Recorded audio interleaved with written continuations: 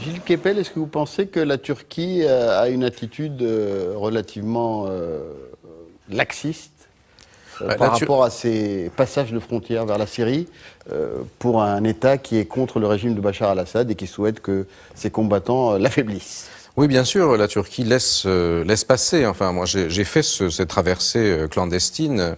J'ai eu un peu de mal d'ailleurs parce que les Turcs m'avaient identifié comme un étranger. Ça, ils ne laissent pas trop passer, mais je n'ai parlé qu'arabe, donc finalement, j'ai réussi à rouler les Pandores dans la farine et je suis passé. C'était avant la djihadisation. C'était au moment avec l'ASL, l'armée syrienne libre. Oui. Mais dans ces endroits-là, exactement. Mais on a vu récemment, par exemple, que l'offensive djihadiste dans la zone contrôlée par le régime syrien au nord de l'Atakia, la première offensive qui a touché le bord de mer syrien, qui était sous le contrôle du régime juste alors, est venue essentiellement à partir de la Turquie, qui a laissé passer les choses. La Turquie s'est engagée très fortement contre le régime de Bachar al-Assad. Maintenant, le problème, c'est que il y a différents groupes qui se battent en Syrie, y compris à l'intérieur des islamistes, le Jabhat al-Nusra qui est affilié en principe à Al-Qaïda, et l'État islamique en Irak et au Levant. Voilà, l'armée de l'État islamique qui s'appelle le Daesh en arabe, et qui elle est dans une situation beaucoup plus complexe par rapport à la Syrie. Mais qui est plus violente. Voilà, mais le passage de la Turquie se fait très facilement, et surtout, ce qui est la grande différence par rapport à la question de l'Afghanistan que vous évoquiez tout à l'heure, par exemple, c'est qu'il est très facile d'aller en Turquie. La Turquie est une destination, si j'ose dire, touristique du pauvre. Enfin, il y a des riches qui vont en Turquie aussi, mais vous n'avez pas besoin de passeport. Avec votre carte d'identité, vous pouvez vous réislamiser sur l'Internet, comme la dame, ou devenir djihadiste sur l'Internet le soir, prendre un charter pour Istanbul le matin, prendre la correspondance pour l'aéroport de Hatay ou d'Ankara que vous avez vu là, ou un bus, et le lendemain soir, vous passez, et si vous avez les bonnes connexions téléphoniques, vous entrez dans votre brigade djihadiste. Donc, ça se fait avec une rapidité absolument extraordinaire, et c'est ça, non seulement, comme l'a dit M. Ecker, la question du nombre, mais le passage à travers les filières traditionnelles qui rend la tâche des services de sécurité très difficile. Avant, la police savait que, telle mosquée radicale avait, donc ils envoyaient un informateur. Là, ça passe à travers les mailles, ça va extrêmement rapidement. Alors, Antioche, Antakya, à côté de Reyhanlı, qui est le village frontalier, mais Antioche, là où il y avait le reportage, il y a les souks, et aujourd'hui c'est le nid d'espions. Vous avez tous les services du monde qui ont des gars avec des barbes et qui disent on peut savoir parce que la hantise, c'est pas tellement qu'ils partent, qu'ils y aillent, mais c'est le retour. Le retour avec les vidéos, on vous en verra peut-être tout à l'heure sur l'internet aujourd'hui en langue française et en toutes les langues, qui appellent à punir la terre de mécréance, etc. Des gars qui paradent. Et surtout, la grande question, c'est est-ce qu'ils peuvent devenir des figures héroïques? C'est ça la question. C'est ça, moi, que j'ai vu en particulier à Roubaix, dans les enquêtes que j'ai fait pour Passion française, dans le nord de la France. On voit ces figures qui, finalement, sont mortes pour la foi et, au fond, dont on dit, mais... Alors, comment ils en arrivent là, Gilles Kepel? David Thompson, vous avez interrogé donc ces témoins.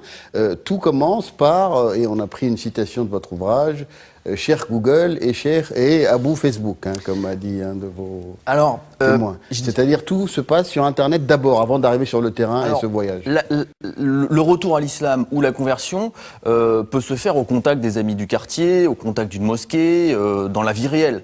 Mais la découverte en prison, j'ai rencontré beaucoup sont issus de la délinquance, mais aucun n'a découvert l'islam en prison. Ce qui est vrai, en revanche, c'est que la découverte de la doxa salafiste djihadiste, aujourd'hui, elle ne se découvre pas du tout dans les mosquées françaises. Tout se passe contre le discours qui est délivré dans les mosquées françaises. Elle se trouve sur Internet. Contre les discours, c'est-à-dire un discours un peu plat? Un discours qu'ils estiment mécréant parce qu'il est lié aux autorités françaises, donc par nature mécréant à leurs yeux. En revanche, tout le dogme se trouve en langue française, effectivement, traduit sur des fichiers PDF qui se partagent plus du tout sur les forums djihadistes. On parle beaucoup du forum Ansar al-Haq, mais aujourd'hui, tout le monde sait que c'est un forum très surveillé, donc plus grand nombre ne se rend sur ce forum aujourd'hui. Celui sur lequel il y a eu des menaces récemment contre le président Hollande? Non, ça c'est un autre. C'est un autre, d'accord.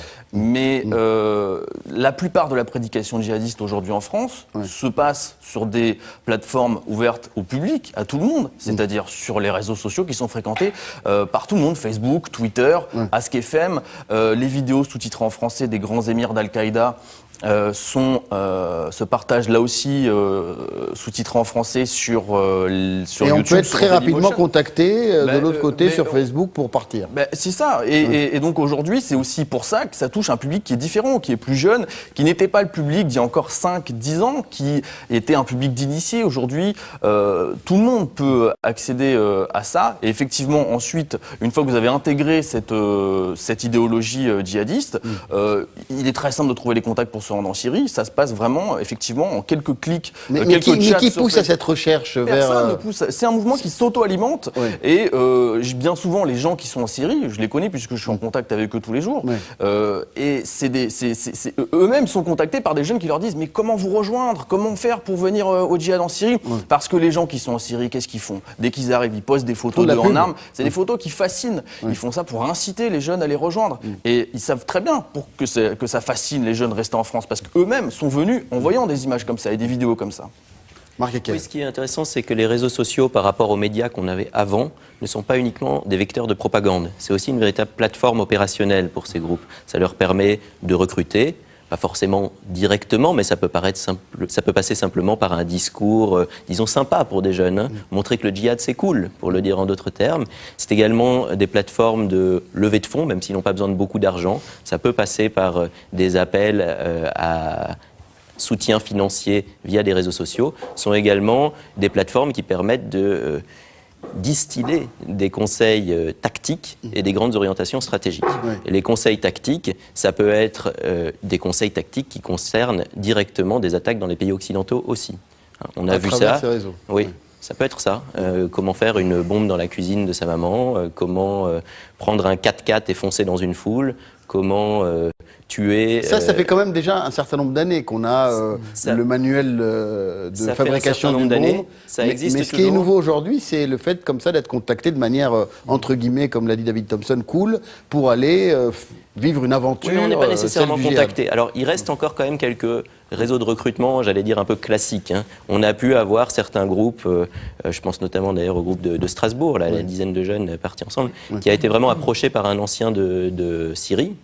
Il y a eu un contact. Oui, c'est le seul cas où ils viennent tous du même endroit, de la même mosquée, etc. Et il y en a d'autres, en revanche, où pour le coup, ça se passe sans recrutement, sans stratégie de recrutement classique. Oui, David. Un petit détail justement sur ce groupe de Strasbourg qui reflète bien l'importance des réseaux sociaux. Parce que ces jeunes de Strasbourg, je les connais un petit peu, ils ont rejoint quel groupe là-bas? Ils ont rejoint le groupe qu'on appelle le groupe des Français de Jabhat al-Nusra, qui est la branche officielle d'Al-Qaïda aujourd'hui en Syrie. À la tête de ce groupe des Français de Jabhat al-Nusra, on n'a pas un grand émir qui a fait tous les djihads depuis Oussama Ben Laden en Afghanistan. On a un jeune, enfin plus très jeune, qui a un passé de délinquant, qui a à peu près la quarantaine, et en France, et qui détient toute sa légitimité, tout son charisme d'émir, du fait que quand il était en France, il réalisait lui-même des vidéos de propagande pour inciter les jeunes à partir au djihad. Donc ça montre bien l'importance aujourd'hui de ce djihad médiatique qui se déroule sur Facebook et non plus sur les ajouter un mot forums. là-dessus. La dernière vidéo d'Omar Diaby, puisque c'est son nom, fait 1h58, donc il faut quand même être très motivé pour voir ce genre de vidéo. Elle a été mise en ligne à la mi-février. Elle était encore en ligne hier, je ne sais pas si elle le sera encore la semaine prochaine, et elle a été vue depuis la mi-février par 30 000 personnes. C'est absolument pas négligeable. Et vous trouvez normal qu'elle soit toujours visible sur les réseaux sociaux, sur les sites internet?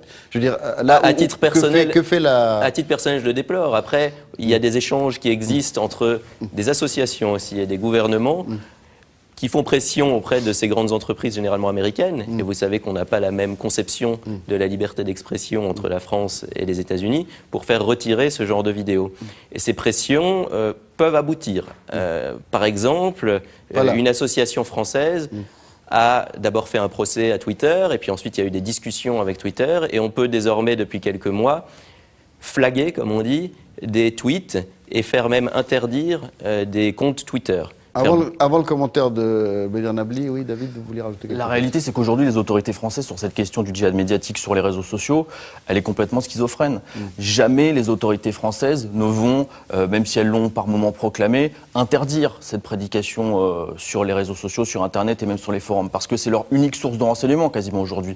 Le juge Trévidic l'a lui-même dit dans le rapport parlementaire qui a été commandé après l'affaire Mera, 80% des preuves aujourd'hui qui servent à déférer des gens devant la justice viennent de là. Donc, pour les autorités, c'est toute la difficulté, parce qu'à la fois, ils savent que c'est une source majeure de prédication de recrutement djihadiste aujourd'hui, mais en même temps, c'est leur quasi unique source de renseignement aujourd'hui. Bédir Nabli. C'est ce qui est très intéressant dans ce phénomène, c'est que finalement les États en général, et la France en particulier, sont mis au défi du phénomène djihadiste, qui est un phénomène qui illustre parfaitement ce qu'on appelle l'évolution des relations internationales aux relations transnationales, c'est-à-dire la remise en cause de la notion de frontière. Le cas turc est significatif, mais même sur le territoire national, comment surveiller des groupes ou des individus, même isolés? Comment les surveiller? Est-ce que l'appareil d'État, même coercitif, a les moyens de surveiller avec efficacité des initiatives personnelles qui peuvent s'appuyer sur quelques moyens, mais qu'offre justement l'évolution et les mutations technologiques? Il y a une méthode, semble-t-il, celle de privilégier un certain nombre de profils, de personnes qui semblent être plus dangereuses que d'autres, parce qu'effectivement, il est difficile de surveiller tout le monde. Comment surveiller, mais aussi... ouvre la voie à toutes les bavures, justement. Ce qu'on Oui, appelle le justement. profiling, c'est très complexe à gérer. Oui. Je voulais y venir. Comment C'est surveiller, comme ça première qu'on question, fonctionne aux pour l'appareil États-Unis. d'État et son appareil coercitif? Comment punir? Comment punir? Car, comme tous les invités l'ont précisé, l'enjeu vu de Paris, c'est moins l'aller que le retour. Ouais. C'est moins l'aller que le retour. Comment doit-on appréhender finalement ces jeunes qui connaissent pour certains plutôt une dérive sectaire qu'une dérive religieuse, ce ne sont pas des théologiens entre nous. Comment les appréhender? Comment qualifier les faits qu'ils ont commis? Comment les condamner? À quel titre? Sont-ils responsables pénalement? Ouais. Vous voyez? Alors, là-dessus, justement, il y a deux choses. Gilles Kepel. Un premier point pour aller dans votre sens, à propos de la Tunisie, justement. On a cette espèce de triangulation qui s'est manifestée avec ceux qui étaient soupçonnés de l'assassinat du député de Sidi Bouzid et du militant laïque Chokri Belaïd, dont on a dit, maintenant on le dit moins, mais on l'a beaucoup dit, que c'était des jeunes franco-tunisiens qui étaient allés à l'école communale des Buttes-Chaumont, le gang des Buttes-Chaumont, dont certains avaient déjà fait le djihad en Irak, qui ensuite en Tunisie, de la Tunisie en Syrie aujourd'hui. Donc il y a cette espèce de circulation qui fait qu'on n'est même plus dans l'histoire de deux États. On a des systèmes réticulaires avec de grosses choses dans les réseaux salafistes au Caire, où on endoctrine les gens dans le nord du Caire. Donc, et tout ça, si vous voulez, il y a des passerelles. Hein, certains groupes qui sont pas violents, d'autres qui le sont, mais qui se renforcent. C'est un premier élément. Donc ça, c'est très nébuleux et on est là-dessus très décontenancé dans un pays où les études sur le monde arabe se sont effondrées, par exemple, comme la France. Deuxième chose, et un enjeu qui va être un enjeu politique majeur, c'est celui de la qualification légale de tout ça. Parce qu'en fait, la plupart de ceux, moi j'ai assisté à quelques procès, et particulièrement de trois jeunes qui n'étaient pas encore partis, qui sont embarqués à Clermont-Ferrand, qui faisaient vraiment les pieds nickelés du djihad. C'est essentiellement, comme vous l'avez dit tout à l'heure, à travers les écoutes téléphoniques que le dossier a été constitué, qui était parti avec un gilet de pêche, un peu comme ce qu'on voit dans votre reportage, pour mettre peut-être là où on mettait des hameçons, des bâtons de dynamite, qui avait d'abord voulu aller au Yémen, qui avait acheté un Zodiac pourri, ensuite au Mali, une Jeep qui n'a jamais démarré, enfin, et qui néanmoins, sur la base de la volonté de commettre quelque chose, mais qui n'avait pas commis, ont pris 2, 4 et 6 ans de prison ferme. Et ce qui est utilisé pour ça, c'est quelque chose qui est spécifique au droit français, qu'on appelle l'association de malfaiteurs en vue d'une entreprise terroriste, dont le juge Bruguière était très fier et disait « c'est pour ça qu'on n'a pas eu de Guantanamo, si vous voulez ». Et vous trouvez ça injuste? C'est un problème parce que, en termes strictement légal, comment punir quelqu'un qui n'a pas accompli quelque chose? Mais il avait l'intention de le faire. Oui, mais... Et l'intention compte en droit. Voilà, mais jusqu'où est-ce que, alors, eux disent dans leur défense, nous, on n'avait pas du tout, on voulait aller en Syrie, soutenir les opposants à Bachar el-Assad. Le gouvernement français est contre le régime. Il s'est exprimé, un certain nombre de ses proches ont appelé la guerre en Syrie notre guerre d'Espagne, si vous voulez. Donc, c'est pour ça que l'aller ne pose moins de problèmes que le retour. Voilà, et tout ça va poser de très gros problèmes. La réflexion juridique en France là-dessus est aujourd'hui indigente. La répression pose problème. Et je crois que c'est aussi un signe très compliqué de la crise sociale qui est aujourd'hui en France, comme vous le soulignez. Ça n'est pas seulement des jeunes musulmans, c'est l'islamisation radicale qui est devenue une espèce de signe d'attrape-tout, si vous voulez. Marc Ecker, puis David Thompson. Oui, je veux dire que même des pieds nickelés, s'ils parviennent à arriver sur place et s'ils s'aguerrissent, ils peuvent devenir dangereux. On n'est pas pieds nickelés à vie, donc il faut quand même s'en méfier. Et on a clairement un problème de surveillance. Et là aussi, c'est lié à l'ampleur du phénomène. Pour vous donner encore un chiffre, la Direction centrale du renseignement intérieur, c'est environ 3500 policiers. Vous comparez aux 700 djihadistes ou françaises qui sont partis sur place, et vous voyez d'emblée que vous avez un problème parce que les 3500 fonctionnaires de la DCRI dont je parlais ne s'occupent bien sûr pas que de djihadisme. Ils sont aussi en charge du contre-espionnage, de l'intelligence économique, des cyberattaques, etc., etc. Donc il y a tout simplement un problème de moyens. Il y a aussi un service qui surveille ces Français à l'étranger. Oui, qui n'a pas non plus des moyens extensibles. On parle de 4500, 5000 fonctionnaires aux militaires. Ces jeunes qui reviennent, qui sont potentiellement dangereux, il faut plus qu'un policier de la DCRI pour les surveiller. Si vous voulez faire une filature jour et nuit sur une de ces personnes, il faut une quinzaine de personnes. Donc vous parlez concrètement des moyens. Là, je parle concrètement des moyens. Mais il y a bien sûr d'autres réflexions à avoir que celle des moyens. Et il y a notamment une politique à avoir en termes de prévention. Et celle-là ne concerne pas la police, en tout cas au premier chef. Et donc effectivement, il y a une réflexion beaucoup plus large à avoir par rapport à ce phénomène qu'une réflexion en termes de moyens policiers et en moyens judiciaires. David Thompson. Oui, là, il y a plein de points très intéressants qui sont abordés, effectivement. Comme le disait Gilles Kepel, est-ce qu'il faut avoir une réponse uniquement judiciaire ?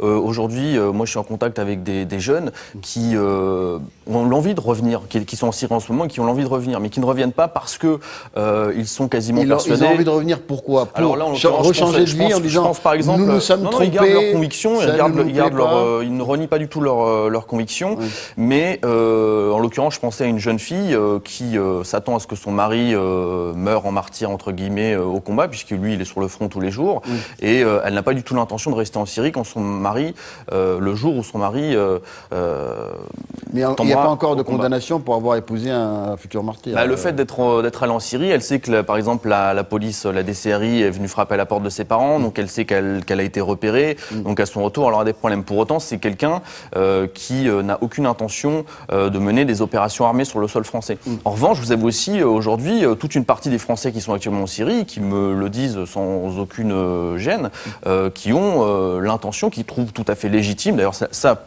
pour le coup, c'est le cas de la plupart d'entre eux, tous trouvent légitime de frapper la France en cas de parce qu'elle est présente, son armée est présente. Tous ceux que vous avez interviewés, disons que si vous voulez, souhaitent revenir en France et commettre des attentats. Non. Tous pensent que cela serait légitime de frapper la France parce que son armée est présente en terre musulmane actuellement au Mali et en République centrafricaine. En revanche, pour l'instant, tous gardent en ligne de mire la Syrie, Bachar el-Assad, et d'ailleurs les deux groupes dans lesquels vont tous les Français quasiment exclusivement, c'est-à-dire Jabhat el-Nusra et l'État islamique en Irak au Levant, pour l'instant ont une logique strictement régionale. Les émirs n'ont pas encore donné d'ordre de frapper l'Occident, mais Jabhat el-Nusra, c'est la branche officielle d'Al-Qaïda, l'inventeur du djihad global, l'ennemi occidental est son ennemi par nature. Donc il y a tout lieu d'imaginer qu'un jour ou l'autre, ces groupes décideront de frapper la France. D'ailleurs, si la France avait décidé de mener des frappes en Syrie, même si à l'époque c'était contre le régime de Bachar el-Assad, il y a tout lieu de penser que ça aurait pu déclencher immédiatement des attaques sur le sol français parce que ça aurait fait de la France un acteur direct de ce conflit. Alors, exemple de retour de ces jeunes qui sont partis combattre en Syrie. Regardez. Leurs parents parlent d'un miracle. Ces deux adolescents sont sains et saufs. Pourtant, il y a 20 jours, ces jeunes partaient de Toulouse faire la guerre sainte en Syrie. C'est à la frontière avec la Turquie que leurs familles les ont récupérés. Le premier, âgé de 16 ans, est rentré dimanche chez lui. Le deuxième a atterri hier à Paris. Son père, que l'on voit ici à l'image, est allé le chercher jusqu'à Istanbul. Au lycée où ils étaient scolarisés en seconde, c'est le soulagement. Ce sont des victimes plus que des coupables. Donc, ils ont leur place entière ici, dans l'établissement, et nous les attendons avec grand plaisir. Cette histoire toulousaine touche particulièrement Mourad Benchelali. Il a lui aussi connu le lavage de cerveau. C'était en 2001, en Afghanistan, juste avant les attentats du 11 septembre. Il avait 19 ans. Conséquence, il est emprisonné 3 ans à Guantanamo. C'est des gamins à qui on leur a bourré le crâne, quoi. C'est pas djihadiste. Comment on peut en 3 mois être un vrai djihadiste quand on a 15 ans. C'est en cela que je m'identifie à ces gamins. J'étais jeune moi aussi. Je me suis laissé séduire moi aussi. Ce qui inquiète Dounia Bouzar, anthropologue, c'est que l'embrigadement a changé de visage. Le discours de l'islam radical longtemps a fait autorité sur des jeunes qu'on appelait sans père ni repère. Ce n'est plus le cas aujourd'hui. Aujourd'hui, ça touche des jeunes de profils différents, des familles qui sont d'origine culturelle différente, de classes sociales différentes, ce qui montre bien qu'ils ont développé leur technique d'emprise mentale et que c'est beaucoup plus efficace qu'avant. 250 Français combattraient actuellement en Syrie. 70 djihadistes seraient déjà revenus en France. Les enquêteurs devraient interroger très rapidement les 2 adolescents toulousains. Gilles Kepel, vous parlez d'une emprise salafiste dans certains quartiers. Quand on voit quand même, puisqu'il y a certes des profils très variés, mais quand même, ce sont avant tout des jeunes, voire des très jeunes. Est-ce que cette emprise n'a d'effet que sur les très jeunes citoyens, parfois désœuvrés ?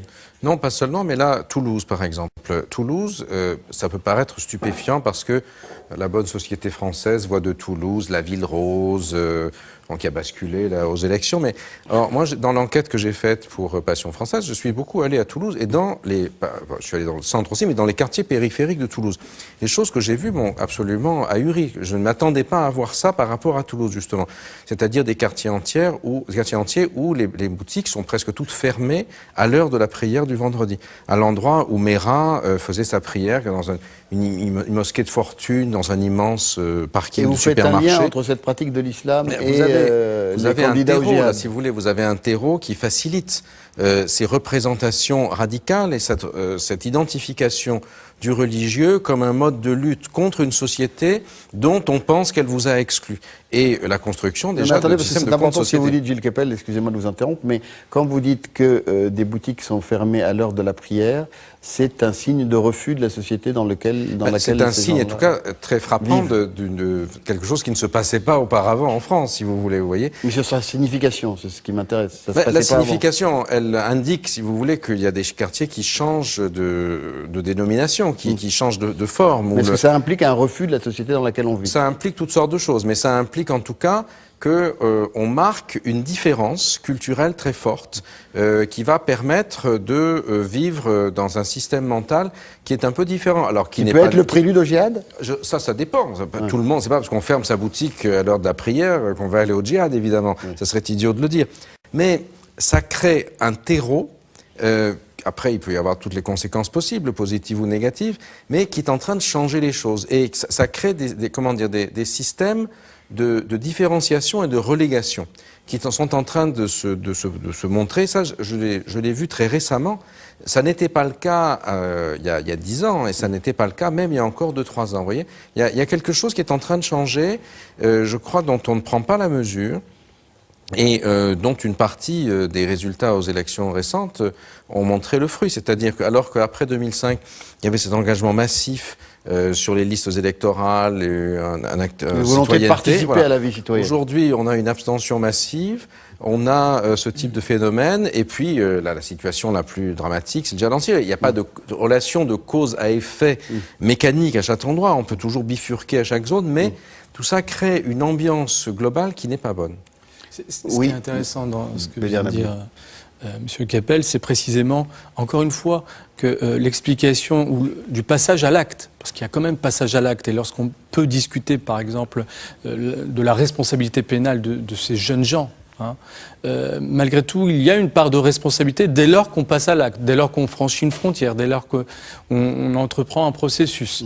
Malgré tout, la relation entre l'identité culturelle et l'identité de cet acteur djihadiste n'explique pas tout. Il n'y a pas d'équation absolue en la matière et incontestablement, pour moi, j'interprète ce phénomène, djihadiste français ou européen, plus globalement, dans un cadre plus large qui pose question sur la crise existentielle qui traverse l'Europe en particulier.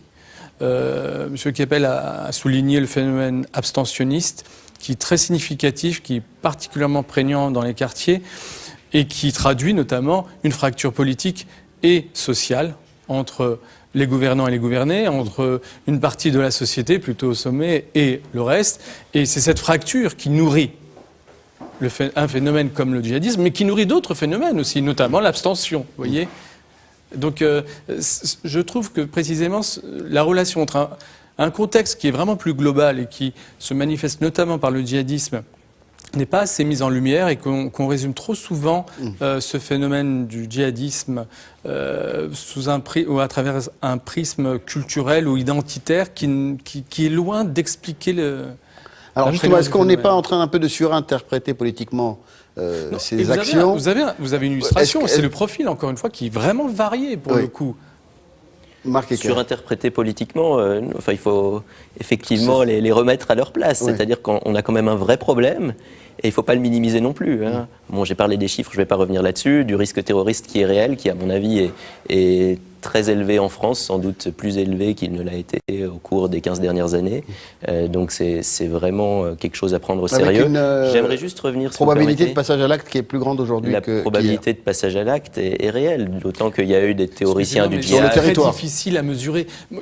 On peut tenir ce type de discours à n'importe quel moment depuis le début des années 80, je dirais, depuis le début des mais on tient le discours sur l'analyse des quartiers défavorisés et de la radicalisation depuis également 20 ans. C'est exactement la marche pour l'égalité date, on a fêté, ça fait 30 ans. Bon, personne ne fait la relation. Quand on cumule les témoignages, et les journalistes ont fait un excellent travail au cours des derniers mois, en particulier David Thompson, quand on cumule les témoignages de personnes qui sont parties s'entraîner au maniement des armes, au maniement des explosifs, et qui expliquent qu'elles comptent rentrer pour imiter Mohamed Merah, c'est quelque chose à prendre très très au sérieux, et c'est quelque chose d'assez nouveau.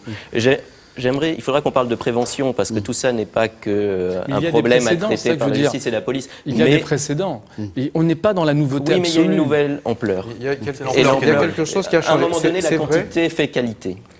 Mais la quantité, on n'arrive pas à la mesurer non plus avec précision.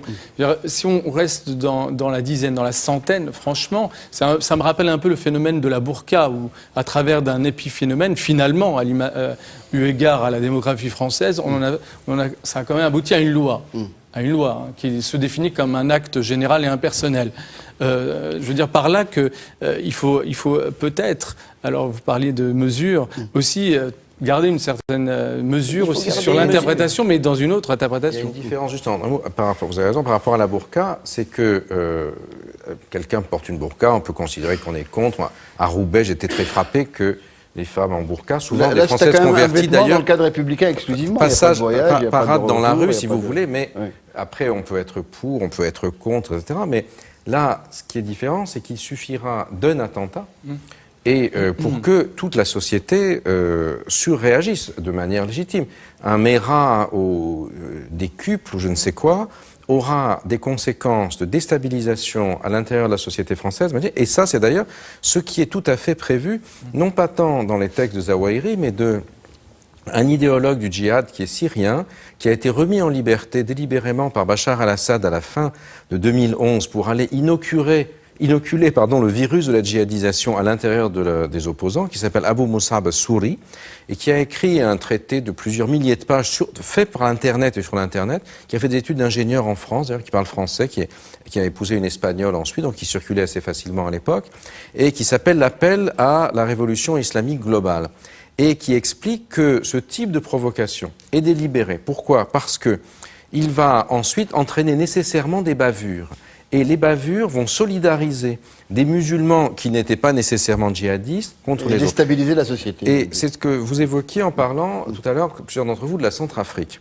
L'armée française est allée en Centrafrique pour des raisons qui n'avaient rien à voir, a priori, avec l'islam et les chrétiens. Et très vite, sur les sites djihadistes, on a commencé à accuser l'armée française d'aller défendre les chrétiens pour favoriser un génocide des musulmans. Et ça a donné lieu, parmi les groupes qui luttent contre l'islamophobie, enfin qui se servent de ça pour construire leur emprise sur les musulmans ici, à toute une surenchère et qui nourrit aujourd'hui des choses comme « il faut faire le djihad après la Syrie contre la France, car la France est en Centrafrique ». Et même si elle avait, comme vous l'aviez dit, fait une intervention contre Assad, elle aurait été également passible de punition par les djihadistes. Donc on est dans un système où, au fond, tout prend feu. Et ça, d'une certaine manière, vous avez raison de dire que c'est pas récent, mais là, il y a un vrai changement de dimension, parce qu'on passe à l'hyperviolence et qu'elle est incontrôlable.